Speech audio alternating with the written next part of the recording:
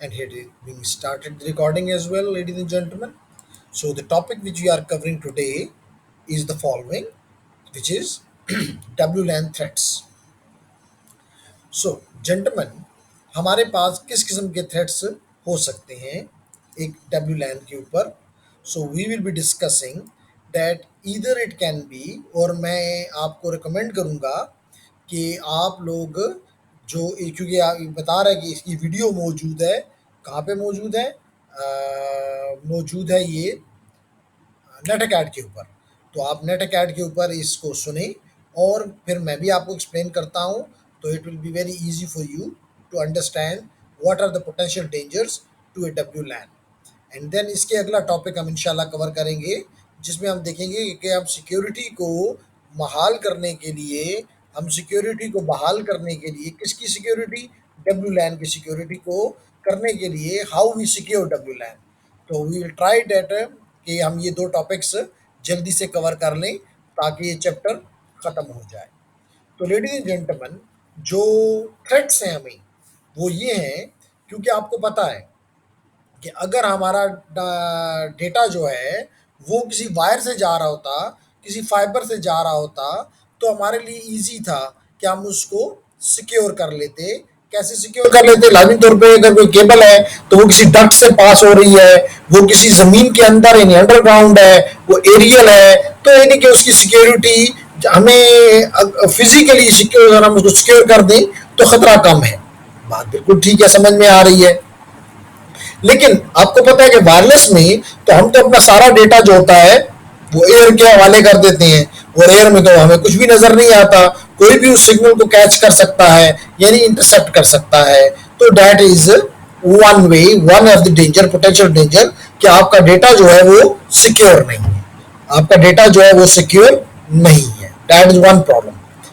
इसी तरह नंबर 2 ये हो सकता है जो डेंजर, वो ये कि कोई भी शख्स अगर एक एक तो आपका जेन्युइन एक्सेस पॉइंट है, एक्सेस रूटर है जिसके साथ आप कनेक्ट होते हैं, लेकिन कोई भी शख्स वही SSID जिसे कहते हैं, किस नाम को बजाय हम क्या नाम लफ्ज इस्तेमाल करते हैं?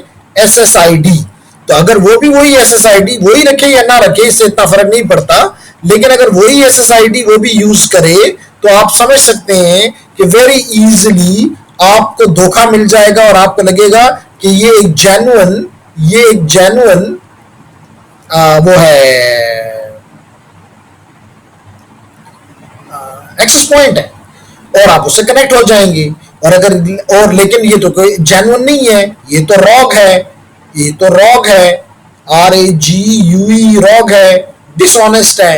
तो अब आप कोई भी डेटा जो इसको देंगे वायरलेसली, ये उसकी आपको पता है कि ये जैसे आप हॉटस्पॉट बन जाते हैं, तो लाजमी तौर पे आप यहाँ पे कोई भी ट्रैफिक स्निफर या पैकेट स्निफर इस्तेमाल करके, जैसे वायरशॉक फॉर एग्जांपल, आप सारी ट्रैफिक यहाँ पे उतार सकते हैं यानी अपने पास सेव कर सकते हैं, और फिर उस ट्रैफिक को आगे जाने दें. जो रिस्पॉन्स आए आप उसके साथ भी ये काम कर सकते हैं. तो यूं आपका डेटा जो है वो सिक्योर नहीं है. तीसरा जो आपके लिए खतरा हो सकता है लेडीज एंड जेंटलमैन, वो ये हो सकता है कि हो सकता है गलती से या जानबूझ के इसकी, या कोई जानबूझ के आपके एक्सेस पॉइंट के साथ एक्सेस हासिल कर ले और यहाँ पे कॉन्फ़िगरेशन में ऐसी तब्दीलियां कर दे जिसकी वजह से डिनाइल ऑफ सर्विस आ जाए. मिसाल के तौर पे आपको बड़ा अच्छा नजर आएगा कि एक्सेस पॉइंट ऑन है, फंक्शनल है, ठीक है, आपको फील तो ये होगा कि उसकी लाइटें सब ऑन होंगी, लेकिन इसको मिसाल के तौर पे इसमें से मैं सिर्फ जो इसका IP देने का फीचर है यानी DHCP का फीचर है वो मैं हटा दूं, तो लाजमी तौर पे जो भी कोई रिक्वेस्ट इसको पहले करेगा कि IP दो, इसके पास तो DHCP है ही नहीं. इसका मतलब उस नेटवर्क में जितने भी डिवाइसेस हैं उनमें से किसी को भी IP नहीं मिलेगा, और जब उनको IP नहीं मिलेगा तो कम्युनिकेशन नहीं होगी. जब IP नहीं मिलेगा तो कम्युनिकेशन नहीं होगी, तो एक तरह की डिनाइल ऑफ सर्विस नहीं हो गई. इसी तरह मिसाल के तौर पे हम यहाँ पे DHCP को भी, आप DNS को भी कॉन्फ़िगर कर देते हैं आमतौर पे, ताकि जो भी यूजर DNS भी कॉन्फ़िगर कर देते हैं, लेकिन अगर DNS को हम यहाँ पे इनएक्टिवेट कर दें यानी ना कॉन्फ़िगर करें, तो क्या होगा कि कोई भी जहां पे भेजेगा अपनी रिक्वेस्ट कि जी मुझे मुझे मेरे यूआरएल को आईपी में कन्वर्ट करो, यहाँ तो है ही नहीं। तो लाजमी तौर पे आपको जब ये फीचर नहीं है तो इसका मतलब ये है कि आपके ब्राउजर को आईपी नहीं मिलेगा और कनेक्टिविटी ऐसे लगेगा कि अगेन डिनाइल ऑफ सर्विस हो गई हुई है। तो इस किस्म के थ्रेट्स के चांसेस आपके लिए मौजूद हैं, इस किस्म के थ्रेट्स आपके लिए सामने मौजूद हैं। तो नंबर 1 मैंने कहा कि आपके इंटरसेप्शन ऑफ डेटा हो सकता है, और अगर ये डेटा प्लेन टेक्स्ट में हो तो फिर तो बड़ा ही आसान है कि कोई भी उसको प्लेन टेक्स्ट को पकड़ के उसको रीड कर सकता है, जिसमें आपके यूजर नेम भी हो सकते हैं, पासवर्ड भी हो सकता है आप कोई बैंक की ट्रांजेक्शन कर रहे हो, सारा कुछ उसके पास जा सकता है। नंबर 2 मैंने आपको कहा कि वायरलेस इंट्रूडर यानी कि वायरलेस में आपके इंट्रूडर क्या है, इसका मतलब just like a man in the middle, कि वो आपके वायरलेस नेटवर्क में मिडल मैन का किरदार अदा करना शुरू कर दे, और आपके या ये भी हो सकता है, बड़ा आसान है, कि कोई भी शख्स आपके नेटवर्क से कनेक्ट हो जाए। अभी आप देखेंगे कि अगर उसके पास SSID ना भी हो, उसके पास पासवर्ड ना भी हो, तब भी ये पॉसिबल है। तो वो आपके नेटवर्क में क्या कर जाएगा, जब उसका हिस्सा बन जाएगा तो it will be considered as a part of the network and it will be considered as a intruder. यानी कि बगैर इजाजत के आपके नेटवर्क के साथ कनेक्ट हो गया है। वो सिर्फ इंटरनेट यूज करने के लिए नहीं हुआ, फेसबुक और यूट्यूब को इस्तेमाल करने के लिए नहीं हुआ, बल्कि वो वहां से आपकी तरफ, आपके नेटवर्क की तरफ, आपके सर्वर्स की तरफ अपनी मालवेयर भेज सकता है और किसी दूसरे के लिए एज ए कंप्रोमाइज मशीन के तौर पे काम कर सकता है, और यूं आपका नेटवर्क खतरे में पड़ जाएगा। मैंने आपको डिनाइल ऑफ सर्विस तो समझा दिया कि denial of service again Usman and Qazi, denial of service का मतलब ये होता है कि जो किसी भी डिवाइस का या किसी एप्लीकेशन की फंक्शनैलिटी है, मिसाल के तौर पे मैं नॉर्मली एग्जांपल ये देता हूं कि टीचर की क्या रिस्पॉन्सिबिलिटी है, टीचर की क्या रिस्पॉन्सिबिलिटी है, तो आप लोग कहते हैं कि जी टीचर की रिस्पॉन्सिबिलिटी है कि वो टीच करे, लेकिन अगर उसको मिसाल के तौर पे पुलिसिंग का टास्क दे दिया जाए, उसको यूनिवर्सिटी की सिक्योरिटी का टास्क दे दिया जाए, उसको यूनिवर्सिटी की जो ट्रांसपोर्ट है उसका टास्क दे दिया जाए, तो यू पीपल अंडरस्टैंड कि वो उन कामों में लग जाएगा और टीचिंग उसे रह जाएगी। तो इसको हम क्या कहेंगे, डिनाइल ऑफ सर्विस। क्योंकि स्टूडेंट आएंगे कि जिस सर आज नहीं है, वो कहेंगे जी है तो सही, लेकिन वो ट्रांसपोर्ट के कामों में बिजी है, क्लास नहीं है। इसका मतलब है कि that is a denial of service. इस तरह मिसाल के तौर पर अगर सिक्योरिटी का मिल गया तो कहेंगे जी वो तमाम जो सिक्योरिटी गार्ड्स हैं उनके साथ कुछ मीटिंग में बिजी है, क्लास नहीं है। इसका मतलब that is a denial of service. Are you getting Usman? Yes sir. तो यहां भी आपका एक्सेस पॉइंट उसका क्या काम है कि वो आपको वायरलेस कनेक्टिविटी दे, वो आपके लिए क्या काम करे, आपको एक आईपी दे, आपके लिए डीएनएस का काम करे, आपके लिए गेटवे का काम करे, उसके काम तो ये है। लेकिन अगर उसको किसी और कामों में बिजी कर दिया जाता है, इवन अगर उसके, आपको पता है अगर उसका, और उसको अगर लेट करें, आसान से एग्जांपल ले लेते हैं, लेट करें उसके पास 10 आईपीज हैं देने के लिए, 20 आईपीज हैं, तो अगर मैं एक ही यूजर उससे पहला आईपी मांगे, वो मिले उसे दूसरा आईपी मांगे, तीसरा चौथा पांचवा, विद इन ए मिनट सारे के सारे 20 के 20 आईपीज कंज्यूम हो जाएंगे। और जो जनरल यूजर उससे कुछ मांगेगा कि मुझे आईपी दो, कहेगा आईपी तो नहीं है, क्या हो गया, डिनाइल ऑफ सर्विस। क्या ख्याल है अब्बास?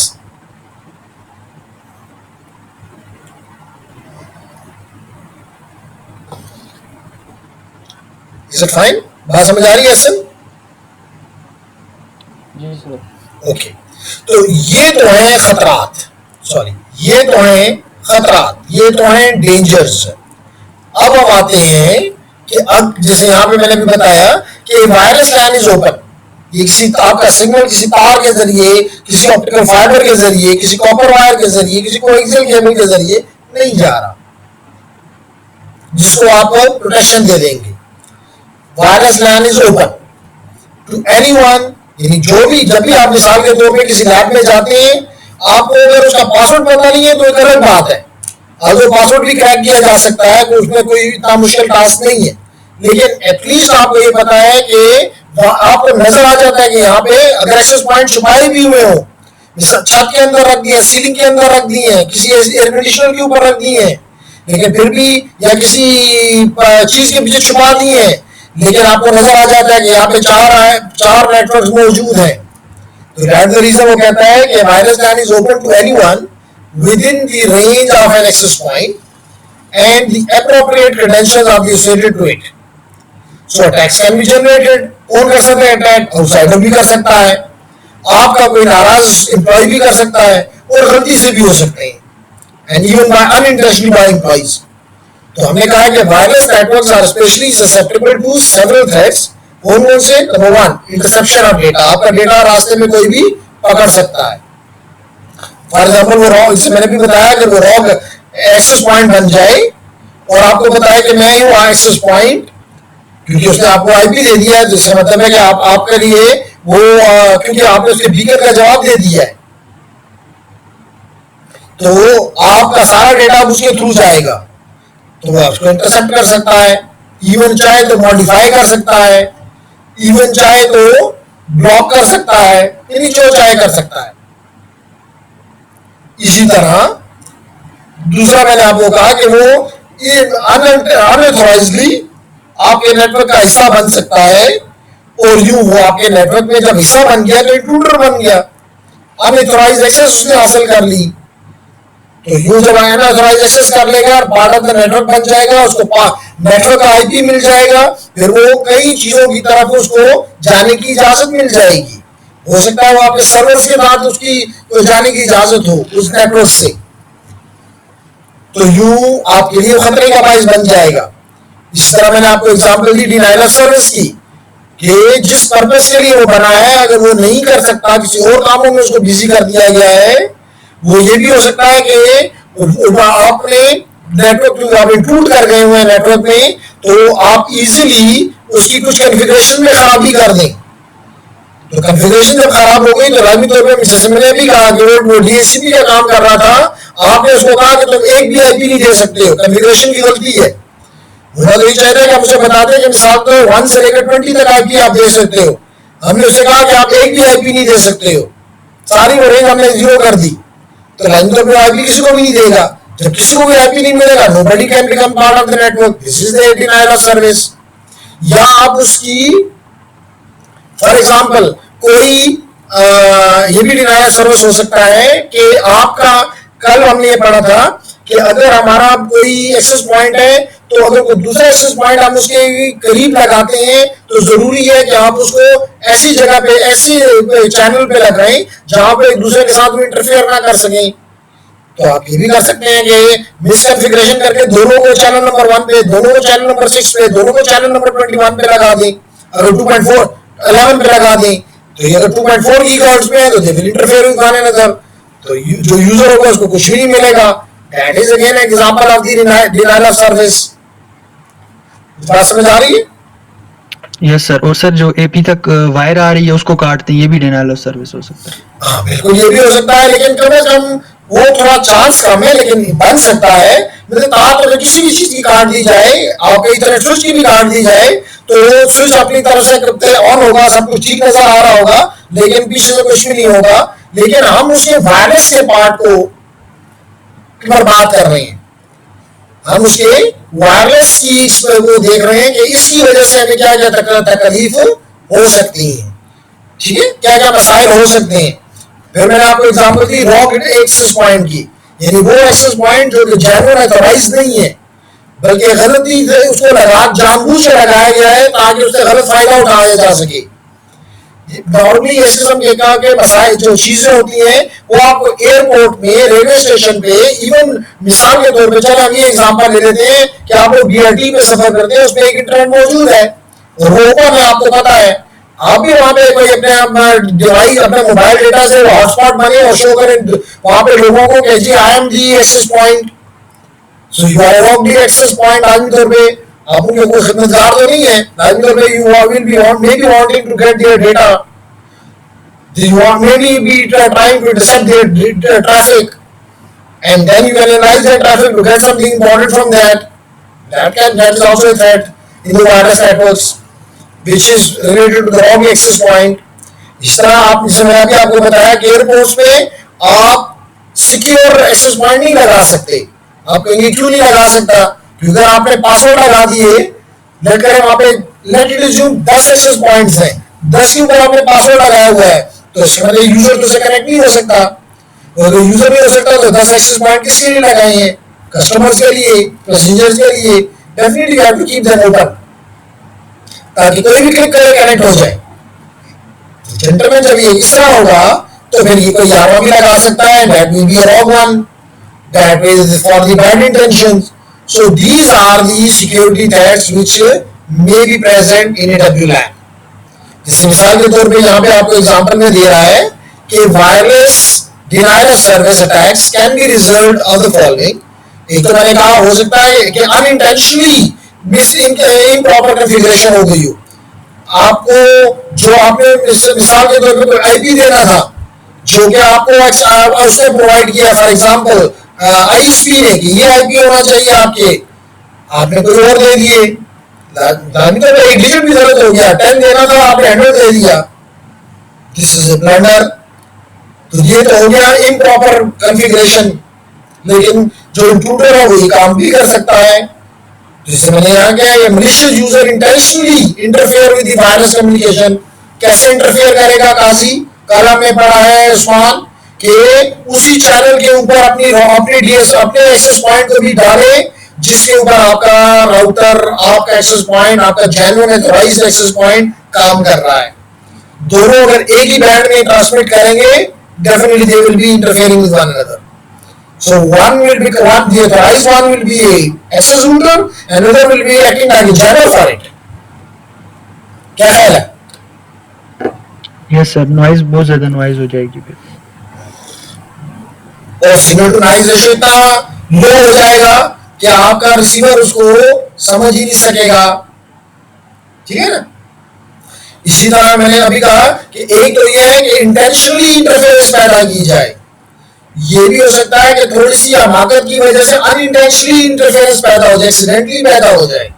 आप कहेंगे वो कैसे, मिसाल के तौर पे आपने कहा आपका कोई एक्सेस पॉइंट आपने लगा दिया और वहां पे गलती से माइक्रोवेव ओवन भी चल रहा है, वहां पे कॉर्डलेस फोन भी चल रहा है, आपको पता है कि ये दोनों डिवाइसेस 2.4 गीगाहर्ट्ज में काम करती हैं, या आपने अपना एक्सेस पॉइंट किसी ऐसी जगह पे लगा दिया जहां पे मेडिकल इक्विपमेंट है, मेडिकल इक्विपमेंट भी जो है आईएसएम बैंड इस्तेमाल करता है, वो भी 2.4 गीगाहर्ट्ज पे काम करता है, तो definitely these two will interfere with one another. This is accidental, not intentional, but overall result तो जो है that is denial of service. बात समझ आ रही है? Yes sir. ओके, सो ये कह रहा है to minimize the risk of denial of service attack due to improper configuration devices, जिसमें मैंने पहले कहा कि इम्प्रॉपर डिवाइसेस हो सकते हैं या मैलिशियस अटैक हो सकता है। तो आपको क्या करना चाहिए, आप अपने डिवाइसेस को हार्डन करें, हार्डन का मतलब सिक्योर बनाएं। ये आपका काम है कि अपनी चीजों को सिक्योर करें, दूसरों पे गिरा करने की बजाय अपने डिवाइसेस को सिक्योर करें। Keep password secure. मिसाल के तौर पे आपको पता है कि आप एक्सेस पॉइंट के ऊपर एक पासवर्ड लगाते हैं ताकि कोई इसके ऊपर एडमिन नहीं छोड़ देना, ताकि बस एडमिन दे और टक करके अंदर आए और जो मर्जी चाहे करे। आपको पता है कि आपके डिवाइसेस में कोई ना कोई डिफॉल्ट पासवर्ड होता है। मिसाल के तौर पे इस वक्त आपको ना आपकी स्क्रीन पे दिखाई दे रहा है एक्सेस पॉइंट, एक्सेस रूटर। अगर इसका डिफॉल्ट जो है एडमिन है, अगर आपने ये छोड़ा हुआ है तो that is a blunder, you must change it. तो यही वो कह रहा है कि कीप अपने पासवर्ड को सिक्योर करें, अपने बैकअप्स लें, ताकि अगर कोई आपको रैंसम कर भी दे, अभी यहाँ पे रैंसम नहीं होता, लेकिन बेहतर है कि जो भी आपका डेटा है उसको बैकअप लें and ensure that all configuration changes are incorporated off hours. क्या मतलब इस बात का, जब भी याद रखो कि नेटवर्क के लोग अपने नेटवर्क में तब्दीली करते हैं, कॉन्फ़िगरेशन चेंज करते हैं, तो वो ऑफिस टाइम में नहीं करते, वो रात के टाइम आपने देखा भी होगा, बैंक वाले भी आपको बाज़ वक़्त मैसेज भेजते हैं कि हमारा नेटवर्क जो है वो डाउन होगा, लेकिन रात आ रहा होता है कि रात के 2 बजे से सुबह 4 बजे तक, क्योंकि उस वक्त ऑफ आवर्स हैं, कम लोग जो है अफेक्ट होंगे क्योंकि मेजॉरिटी सोई होती है। तो इसी तरह आई डू रिमेम्बर कि हम जब टेलीफोन एक्सचेंज में कोई भी नहीं चेंज करते थे तो हमारा मोस्टली क्या होता था, रात के 11 बजे शुरू करेंगे, सुबह 5 बजे खत्म कर देंगे। तो अब लोगों को पता ही नहीं चलता था कि यहाँ पे एक्सचेंज में कोई काम हो गया है, कोई न्यू चीजें इंस्टॉल हो गई हैं। But my point, ladies and gentleman. Yes sir.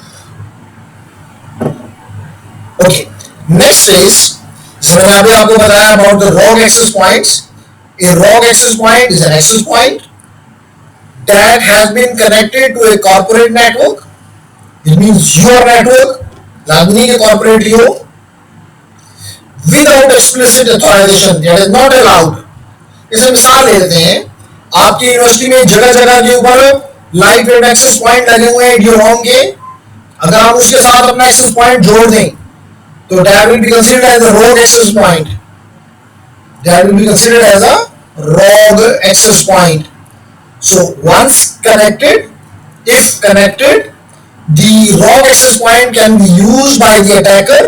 अब उस लाइन तो उस एक्सेस पॉइंट का तो पासवर्ड भी इसको पता होगा, SSID भी पता होगा, ये जो हमारा अटैकर है उससे अटैक कनेक्ट होकर हमारे real network, authorised network, valuable network assets की तरफ अटैक कर सकता है।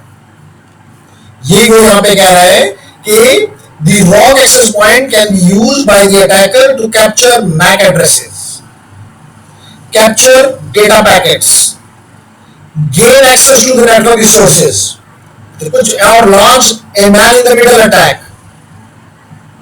बात समझ आ रही है? Yes, sir. Yes sir. Okay. A personal network hotspot, a personal network hotspot could also be used. जैसे बाजू का आप लोग आते हैं और कहते हैं कि सर हमारा नेटवर्क काम नहीं कर रहा है इस वक्त, मैं मोस्टली आप लोगों के लिए अपने DROM से ही हॉटस्पॉट बना देता हूं ताकि आप लोग उससे कनेक्ट हो जाएं। लेकिन मेरी इंटेंशन तो बुरी नहीं है, लेकिन आपको पता है कि मैं उसी वक्त वायर शॉप को स्टार्ट कर सकता हूं और अपनी वायरलेस इंटरफेस को दे सकता हूं कि जो भी डेटा आ रहा है कैप्चर करते जाओ। तो that in this case I will become a ROG access point. तो यही वो कह रहा है कि personal network hotspot could also be used as ROG access point. For example, a user with secure network access enable their authorized window host to become a Wi-Fi access point. तो क्या कहता है, to prevent the installation of ROG, आपको अगर कल हमने बताया था कि can be autonomous, access points can be autonomous और can be centralized controlled. Autonomous में तो आपको ROG का पता ही नहीं चलेगा।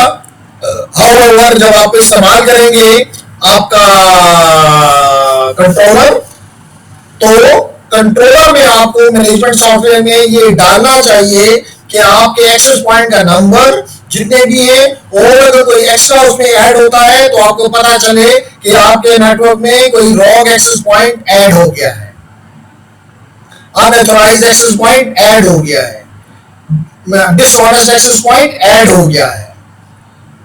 तो दैट इज योर जॉब कि आप ये काम करें, ठीक है। इसी तरह मैन इन द मिडल की बात कर रहे हैं, तो इट मींस होना तो ही चाहिए कि the connectivity must be between you and the access point, no one should be in between the to.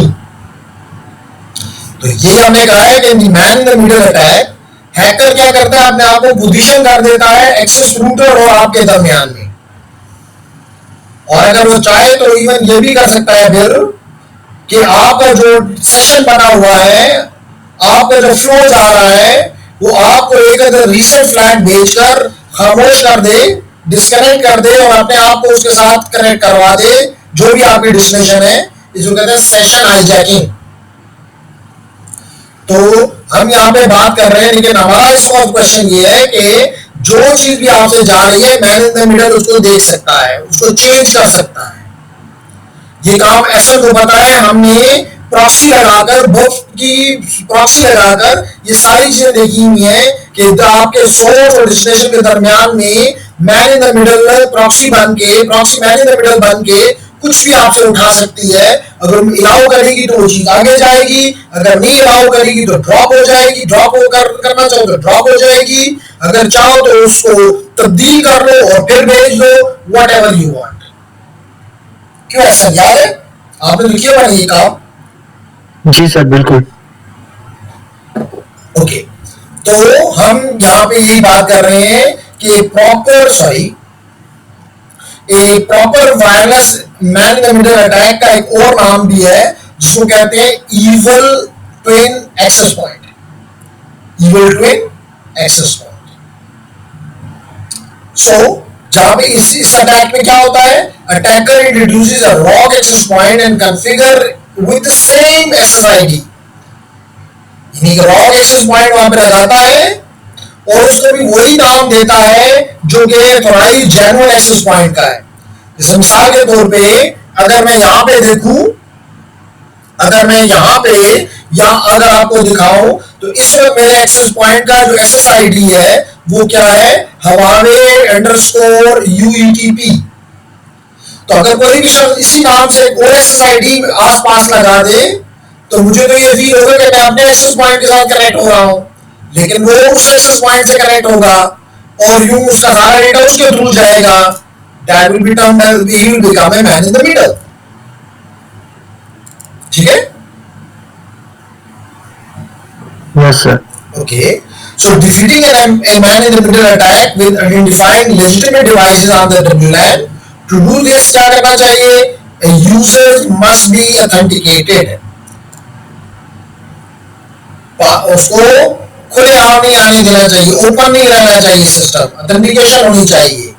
After all of the legitimate devices are known, the network can monitor for abnormal devices or traffic.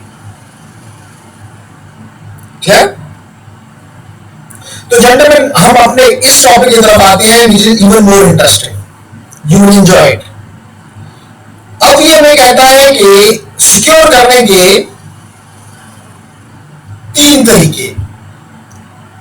सबसे पहला, मैंने इसलिए I don't know कि क्यों नहीं, एक issue आता है कि अगर मैं अपने वायरलेस इंटरफेस को बंद करता हूं और इसको कनेक्ट करता हूं तो होता ये, क्योंकि इंटरनेट के जरिए कनेक्ट होगा, क्योंकि वर्किंग एक्सेस पॉइंट तो नहीं है ना, मैं इसको कनेक्ट करूं तो मेरा एक्सेस, अपना वायरलेस का पार्ट बंद करना पड़ता है तो मेरा कंप्यूटर बंद हो जाता है इस वजह से। लेकिन डेफिनेटली कोई ना कोई रास्ता करके मैं आपको दिखाऊंगा कि इस एक्सेस पॉइंट में अगर मैं चला जाऊं तो आप, जैसे मैंने अभी बताया कि चले मैं आप लोगों से पूछता हूं कि इस वक्त आपको नजर आ रहा है स्क्रीन के ऊपर कि जिस एक्सेस रूटर के साथ मैं कनेक्टेड हूं उसका एसएसआईडी क्या है, हवावे डैश यूईटीपी।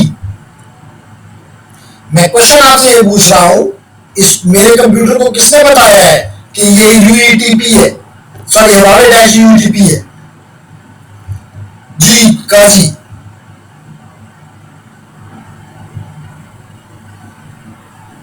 उस्मान। राउटर नहीं जिसके साथ कनेक्ट, जो राउटर, जो ये एक्सेस रूटर है, इसने ब्रॉडकास्ट किया है।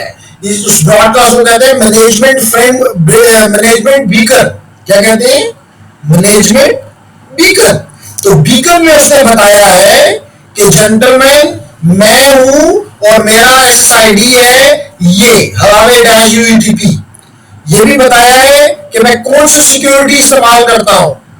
मैं मिसाल के तौर पे WPA इस्तेमाल करता हूं, WPA2 इस्तेमाल करता हूं, मैं कौन सा एन्क्रिप्शन एल्गोरिथम इस्तेमाल करता हूं, मैं TEV KIP इस्तेमाल करता हूं, मैं DEC इस्तेमाल करता हूं, लेकिन या मैं कोई और इस्तेमाल करता हूं। तो ये भी मुझे ये डिवाइस बताता है किसमें, बीकन में।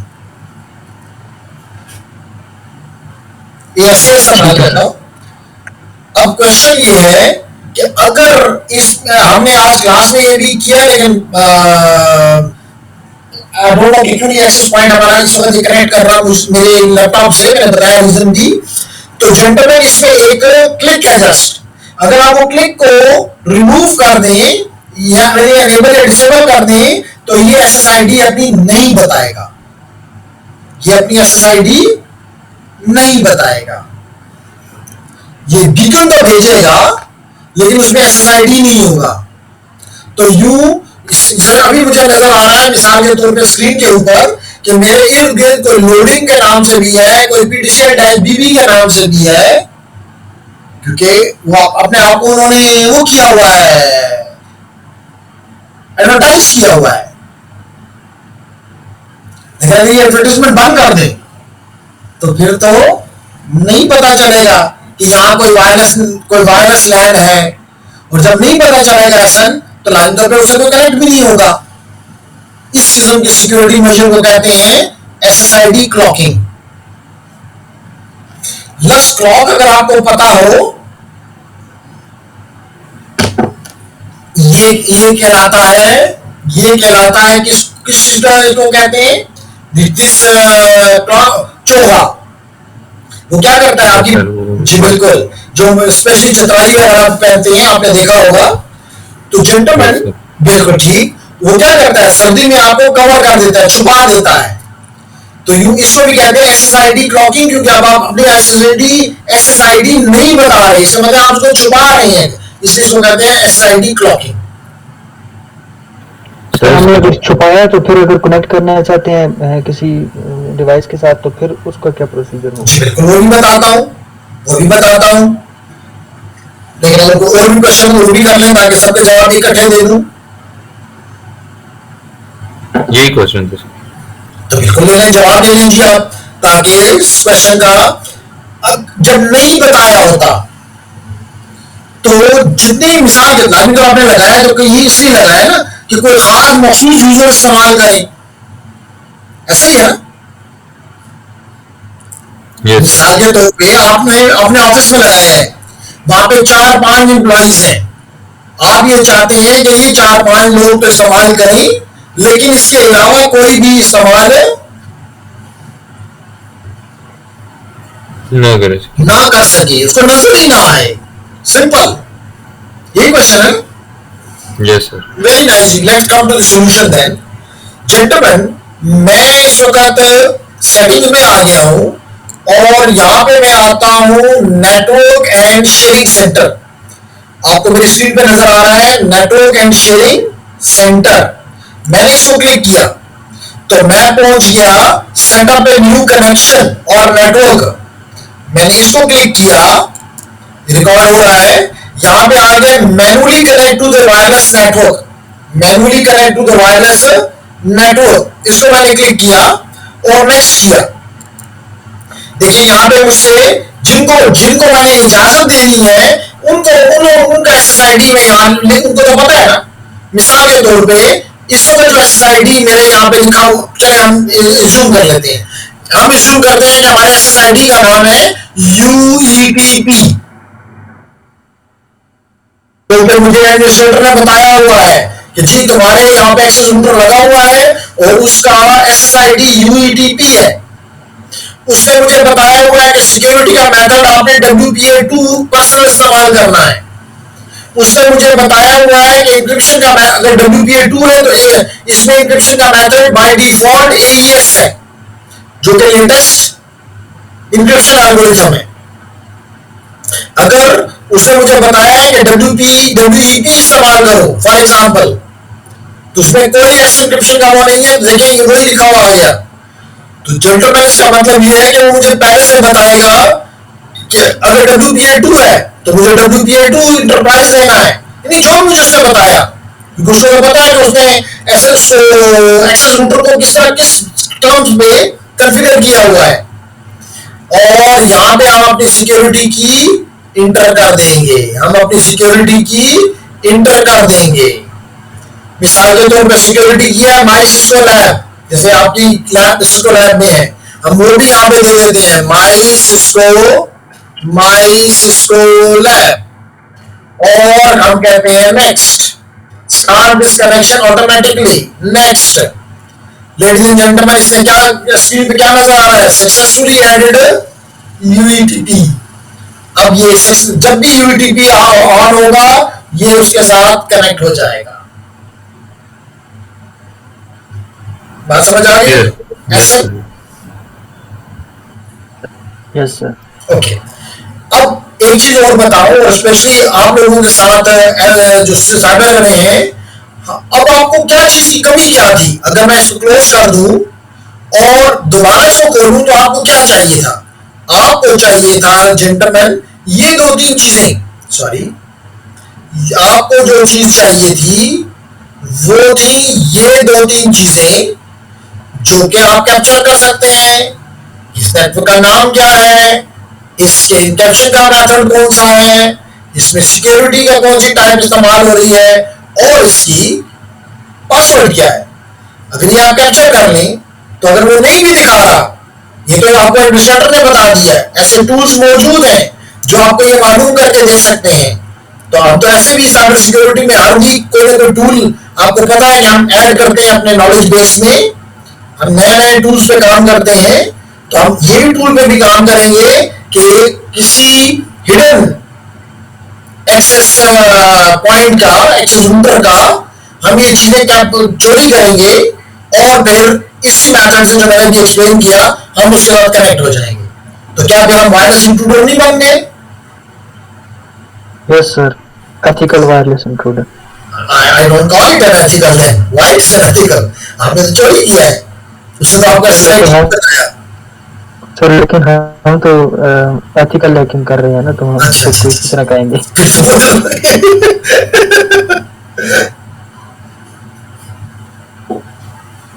ठीक है जी, हमें एसएम की जो कमेंट्स हैं उसके जो वो ख्यालात हैं उससे हम इत्तेफाक करते हैं कि हम इसको कहेंगे ये क्योंकि हमने किया है ये एथिकल है।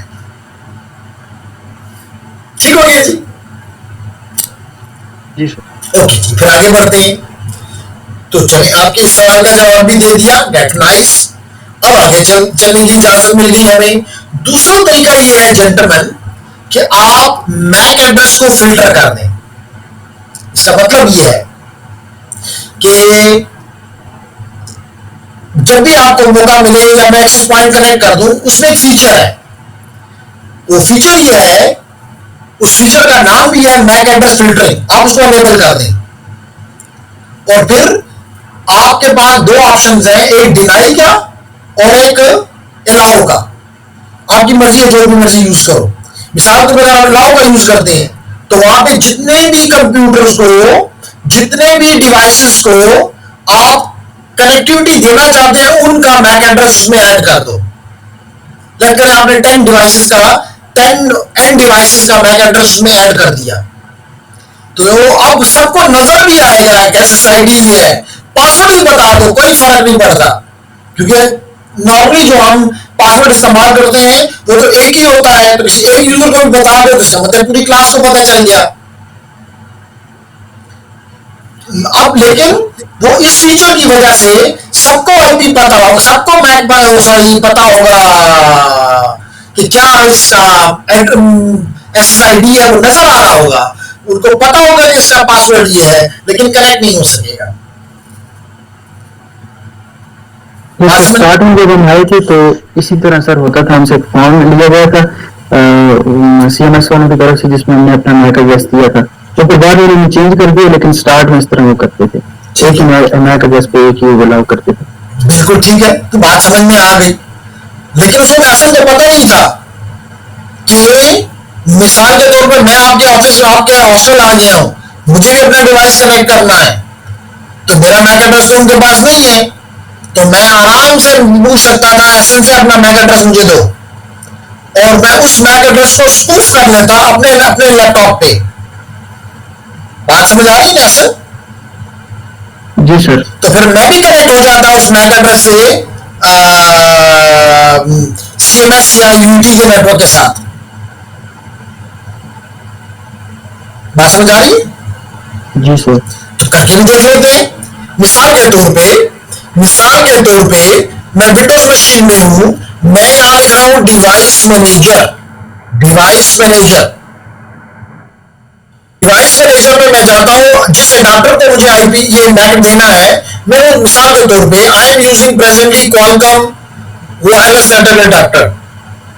इस समय मैं एसएन का मैक अपने कंप्यूटर में, अपने एनआईसी पे, अपने वायरलेस एनआईसी पे देना चाहता हूं। मैंने इसको क्लिक किया, राइट क्लिक किया और प्रॉपर्टीज में चला गया। देखिए जेंटलमैन, ये प्रॉपर्टीज में गया, एडवांस में चला गया, यहां पे मैंने नेटवर्क एड्रेस लिया और यहां पे इसकी वैल्यू दे दी मैंने। और कितने बिट का, कितने हेक्साडेसिमल कैरेक्टर्स का होता है मैक एड्रेस? 12 कैरेक्टर्स का। तो बस 12 कैरेक्टर यहां लिख दूंगा, ABCD 1 2 3 4 जो भी है। तो अब मेरा कंप्यूटर जो अपने लेयर 2 का फ्रेम बनाएगा उसमें ये मैक एड्रेस डाल के भेजेगा, और जब ये मैक एड्रेस वहां पे जाएगा तो इट मींस मैं तो अलाउड हूं। क्या ख्याल है? Yes sir. ठीक है। अब इसका मतलब है दोनों मेथड मैंने बताए कि जी पुराना तरीका एक ये था कि आप कनेक्ट हो जाते थे सॉरी आप अपने SSID को छुपाएं, ये कहा ना, SSID की क्लॉकिंग करें, फिर बता दिया ये कोई इतना मजबूत तरीका नहीं है, ये चीजें क्योंकि उसका आसान वजह ये है कि आपका ये सारी चीज एयर में जा रही है, तो कोई भी कनेक्ट हो वो लामी तौर पर जैसा कि आपने देखा इनमें यूजर SSID भी भेजता है, वो पासवर्ड भी भेजता है, वो प्रोटोकॉल जो इस्तेमाल हो रहा है फॉर एग्जाम्पल AES वो भी भेज रहा है, इन सारी इंफॉर्मेशन वो बता रहे हैं पे भेज रहा है। अगर मैं वो पकड़ लूं तो वो तो सबके लिए एक है, कोई अलग अलग तो नहीं है कि मुझे कोई तकलीफ होगी। तो इससे ये पता चला कि पहले दो मेथड जो है एक अच्छे प्यारे से कंप्यूटर के यूजर के लिए तो एक खतरनाक किस्म की आप कह लें कि टेक्निक्स हैं उसको दूर रखने की, लेकिन अगर आप एक्सपर्ट हैं, अगर आप इन चीजों को जानते हैं तो this is just a piece of cake for you to break these two methods. बात समझ आ गई? यस सर, मतलब ताले जो है वो सिर्फ आम लोगों के लिए, राह चलते लोगों के लिए होते हैं। चले गए होते हैं। ठीक है जी। सो अब हम आते हैं थर्ड मेथड की तरफ जो कहता है कि ऑथेंटिकेशन और इंक्रिप्शन इंप्लीमेंट करो। ऑथेंटिकेशन और इंक्रिप्शन इंप्लीमेंट करो। अब ladies and gentleman, sorry ladies तो आज एक भी नहीं आई, तीनों की तीनों छुट्टी पे हैं। ऑथेंटिकेशन में हमारे पास दो तरीके हैं, एक है नो ऑथेंटिकेशन, सिंपल ओपन, कोई बस पासवर्ड नहीं है, जिसका दिल चाहे आए, इसको कहते हैं ओपन ऑथेंटिकेशन। और सेकंड है शेयर्ड की ऑथेंटिकेशन, जिसके दौरान क्या होता है शेयर्ड की में कि एक की सीधा आपके एक्सेस रूटर के ऊपर कॉन्फ़िगर की जाती है और वही की आपके डिवाइस के थ्रू भी भेजी जाती है। इसका मतलब दोनों को मालूम होती है, इसका मतलब शेयर्ड है दोनों के दरमियान में। बात समझ आ गई?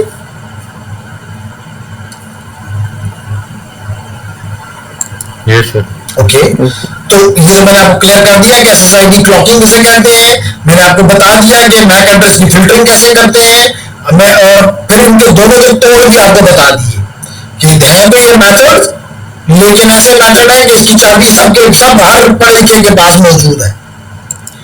फिर बताया कि आपके लिए 802.11 में ऑथेंटिकेशन के मेथड्स हैं, एक है ओपन जिसमें कोई पासवर्ड नहीं है, इसका मतलब है कि इसमें कोई ऑथेंटिकेशन की जरूरत नहीं है, ये खुला दरवाजा है, जो धक्का दे अंदर आ जाए। ठीक है। और दूसरा है शेयर्ड की ऑथेंटिकेशन। शेयर्ड की में इनिशियली जो प्रोटोकॉल इस्तेमाल किया गया था उसका नाम था WEP, अगर आपको याद हो। मजा ज्यादा उस वक्त आता कि मैं एक्सेस रूटर के साथ कनेक्ट होता और एक चीज वहां से आपको दिखा रहा होता तो आपको ज्यादा बेहतर समझ आती, लेकिन हम कोई ना कोई रास्ता निकालेंगे और उसको करेंगे, नो प्रॉब्लम।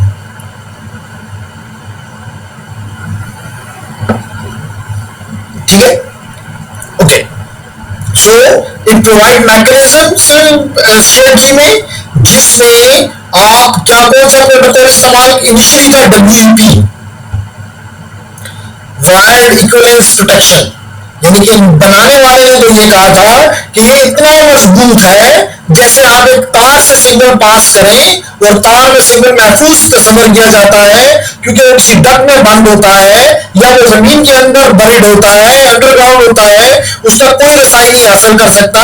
इसी तरह हवा में सिग्नल छोड़ो और it will be considered as secure as the wire. इसलिए उसको वायर्ड इक्विवेलेंस प्रोटेक्शन का नाम दे दिया। लेकिन इसके जो की का लेंथ था वो 64 बिट था, वो स्टैटिक था।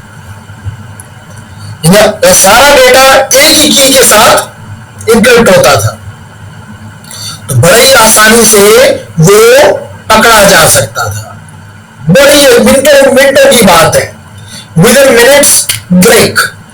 और एक तरफ आपने की पकड़ ली, फिर आप मालिक, क्योंकि उस की ने कभी तब्दील नहीं होना, स्टैटिक है। इसलिए ये मैथड बनते ही कंट्रोवर्शियल हो गया। और जो बना ये if I am not mistaken 1997 में था और 2004 तक चला, तकरीबन 7 साल तक, लेकिन पावरफुल लैंग्वेज नहीं था। फिर 2003 में WPA आ गया। WPA वायर, जिसका नाम है वायरलेस, इफ आई एम, अगर सही आप मुझसे पूछना चाहते हैं तो WPA stand for WiFi protected access, WEPA stand for wired equivalence privacy, wired equivalence privacy. So इसमें क्या था, वायर्ड स्प्रिट मैंने इसे बताया, इसमें नहायत कमजोर RC4 एन्क्रिप्शन मेथड इस्तेमाल होता था। नहायत कमजोर RC4, और RC4 की कमजोरी की वजह क्या थी कि की जो इस्तेमाल होती है वो स्टैटिक थी, और 364 बिट की कोई इतनी लंबी नहीं थी, तो इजिली गेसेबल थी, इजिली ब्रेकेबल थी। और वंस आप ब्रेक कर लें, फिर सारा डेटा आपके लिए है, की लगाओ, ओपन करो। तो ये एल्गोरिथम तो सबको पता है कि RC4 है। अगर आपको याद हो, मैंने आपके साथ एक गेम खेली थी कभी AES के ऊपर, मैंने आपके साथ एक गेम खेली थी, अगर मुझे याद हो, याद है ना, AES इंक्रिप्शन के ऊपर। और ये मोस्ट गुड एज्यूम किया जाता है ये एल्गोरिथम, लेकिन इवन इसका भी एडवांस्ड इंक्रिप्शन एल्गोरिथम स्टैंडर्ड जो है, इसकी भी अगर की आपको पता चल जाए तो इट इज लाइक की का मतलब चाबी आपके पास है, तो ताला खोलने का मसला ही नहीं है ना, चाहे ताला कितना ही जर्मनी से क्यों ना बना हुआ हो। बात समझ आ रही है ना? Yes, sir. ओके, तो क्योंकि की इसकी पकड़ना बड़ा इजी था, इसलिए it was considered to be very very poor. फिर हमने बात की, अगर आपको याद हो, अबाउट, जी, हम बात करना चाहते हैं किसकी, WPA की। तो WPA में आपकी की का लेंथ 64 से 128 बिट कर दिया गया। तो जितना लंबा जितना करते जाएंगे, गेसिंग उसका उतना ही डिफिकल्ट होती जाएगी। और साथ इसमें जो RC4 का मेथड था उसको छोड़ के KIP ये एल्गोरिथम इस्तेमाल किया गया। और इसकी सबसे खूबसूरती क्या थी कि इसकी जो एक की थी, ये हर पैकेट के बाद तब्दील हो जाती थी। ये बिल्कुल उसी तरह जैसे कल आपने मुझसे पढ़ा और मैंने उसमें फ्रीक्वेंसी हॉपिंग आपको क्लियर कराया। तो फ्रीक्वेंसी हॉपिंग का मतलब कभी आप फ्रीक्वेंसी F1 पे गए, कभी F2 पे, कभी F10 पे, कभी F20 पे, तो पकड़ने वाला किस को पकड़ेगा और किसको ब्लॉक करेगा। तो यहां पर भी उसी तरह है कि आपकी की हर पैकेट के बाद बदल रही है। तो अगर एक पैकेट उसने पकड़ भी लिया और समझ भी लिया तो अगला पैकेट नहीं समझ आएगी, तो इसका मतलब मैसेज कम से कम कभी भी नहीं पकड़ सकेगा। बात समझ आ रही है ना? Yes, sir. अब उसके बाद जो नेक्स्ट मेथड है वो है WPA2। ये WPA जो है 2000, जैसे मैंने बताया 3 में आया, और इसने 4 में 2000 WEP को खैर बात करवा दिया, ऑब्सोलीट करार दिया गया। WPA जो है ये किससे निकाला, ये वाईफाई एलायंस ने निकाला, उनका स्टैंडर्ड है। बेसिकली काम इसका वही था जो WEP करता है, बस इसने RC4 को रिमूव किया और इस्तेमाल किया TKIP, और उसमें जो की है उसको स्टैटिक से डायनामिक बना दिया। ओके, आसान बात है। WPA2 ने ये किया कि TKIP जो है वो तो एक कमजोर है सम एक्सटेंट से, AES जो है वो तो लेटेस्ट वर्जन है इंक्रिप्शन का, तो उसने TKIP को हटाकर AES को भी इंक्लूड करवा दिया। और क्योंकि इंक्रिप्शन मेथड स्ट्रॉन्ग है, इसलिए WPA is considered to be is at present this is a well used, this is well used in all the access routers जहां भी आप इस्तेमाल करें। However, अगले चंद साल में WPA3 भी आ चुका है और आपको लेटेस्ट इक्विपमेंट में जल्द नजर आना शुरू हो जाएगा। जितना भी हमारे पास जो इक्विपमेंट है उसमें आपको इसकी निशानी नजर नहीं आएगी, लेकिन चंद सालों में जो नया इक्विपमेंट आएगा उसमें आपको WPA2 भी खत्म, WPA3 आ जाएगा। बात समझ आ गई? ठीक है सर। अब आते हैं जी को क्वेश्चन। सर मैं कह रहा था कि अभी जो है हमारे पास सिर्फ WPA2 रह गया नहीं यहाँ पे यूज जो हो रहा है। नहीं, WPA2 और WPA2 दोनों है आपकी। जैसे मैंने अभी कहीं पे मैं इसको यूज करना कहाँ पे कर रहा था, सॉरी मैं इससे पहले क्लास ली, जो किसी को अगर मौका मिले तो मैं आपके साथ मोशी से ऑनलाइन हो जाऊंगा, मैं उस रूटर के साथ कनेक्ट हो जाऊंगा, या मैं इस रूटर जो मेरे घर में अभी मेरे हाथ में है इसको मैं करवा के, आपके पास ऑप्शंस होती हैं। जैसे अगर मैं इस वक्त भी आपके सामने इस स्क्रीन को बड़ा करूं और आपको नजर आ रहा होगा कि ये देखिए WPA भी मौजूद है, WEP भी मौजूद है, WPA इंटरप्राइज भी मौजूद है, WPA2 भी मौजूद है, WPA2 इंटरप्राइज भी मौजूद है। तो वो आपकी मर्जी, आप अपने नेटवर्क में कौन सा इस्तेमाल करना चाहते हैं। ठीक है सर, सेल्फोन पे देख रहा था ना जिस पे WPA2 है और नन है, बस ये दो हैं तो उसमें ठीक है। लेकिन आपके एक्सेस WLANs में ये WEP नॉर्मली खत्म हो चुका है, बाकी ये सारे मौजूद है। WPA में भी दो वर्जन है, एक पर्सनल और एक इंटरप्राइज। इस तरह WPA2 में भी दो है, पर्सनल और इंटरप्राइज। इसी तरह WPA3 में 4 वर्जन है, पर्सनल भी है, इंटरप्राइज भी है, ओपन भी है और IoT वाला भी है। तो मुख्तलिफ वर्जन है, मुख्तलिफ फ्लेवर्स हैं। ओके जी, पर्सनल का क्या मतलब है?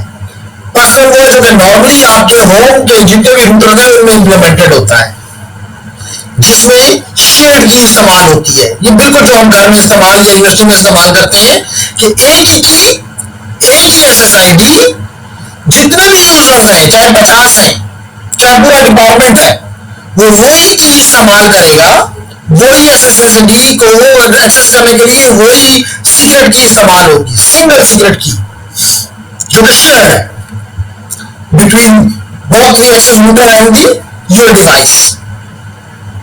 ठीक है, तो यही यहां पे कह रहा है कि this method is intended for home and small offices networks, user authenticate using A pre-shared की, पहले से शेयर्ड है की। Wireless client authenticate with the wireless router using this pre-shared password. No special authentication server is required.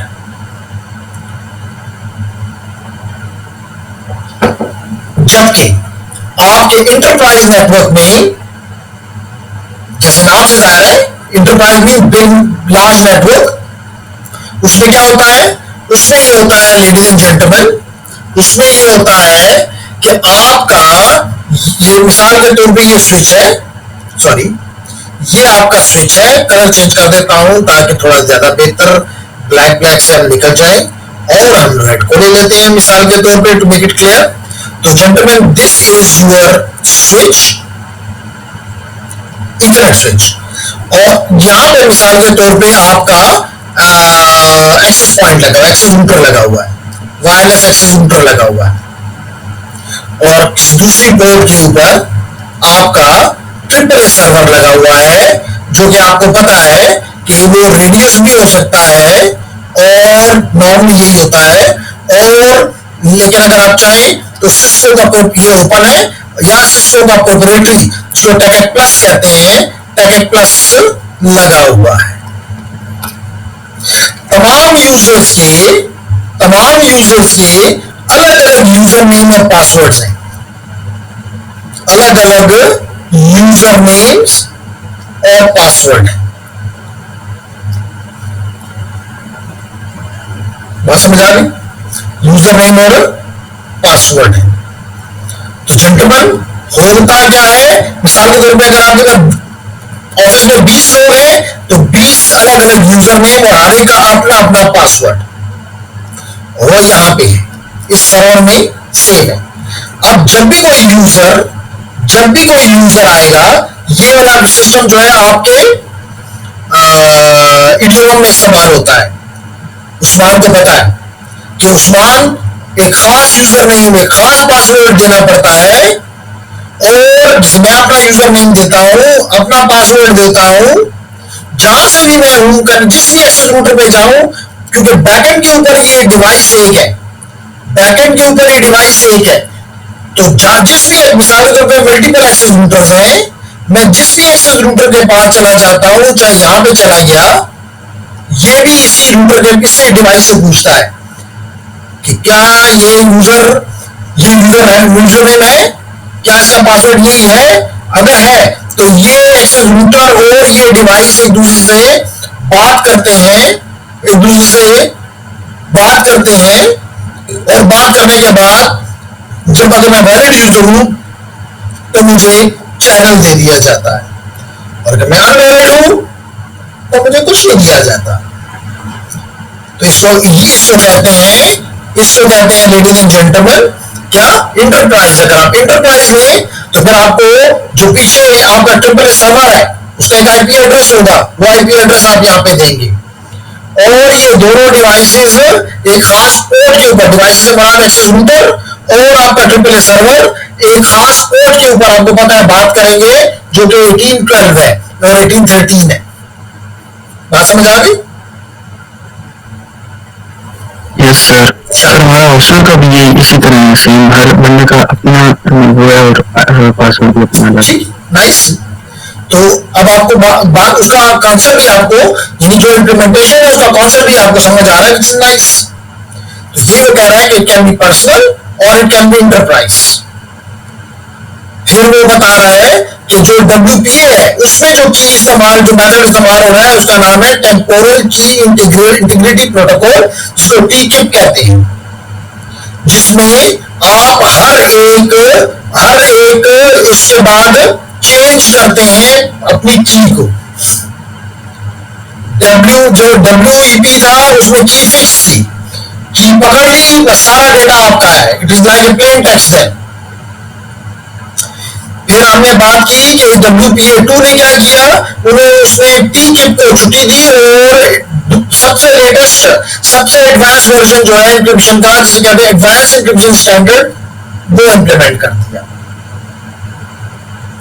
And then WPA, अगर आप enterprise addition में इस्तेमाल करते हैं WPA2 को, तो मैंने आपको बताया कि आपको बैकएंड पे रेडिस सर्वर इंस्टॉल करना होगा, आपने उसका आईपी एड्रेस अपने एक्सेस रूटर को देना होगा, और आपने यूडीपी पोर्ट इस्तेमाल करनी होगी, जो मैंने अभी आपको बताया है कि ऑथेंटिकेशन के लिए 1812 और काउंटिंग के लिए 1813।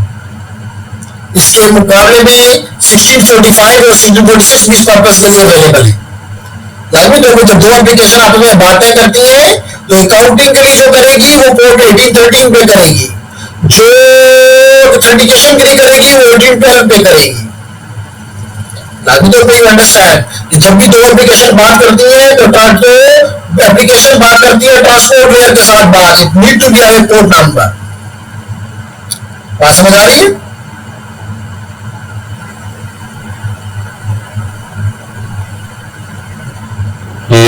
शाबाश।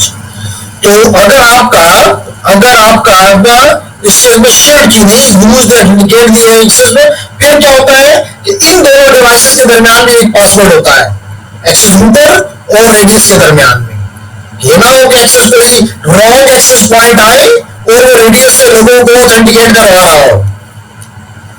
नो, तो उनके दरमियान भी शील्ड ही मौजूद है। ठीक है।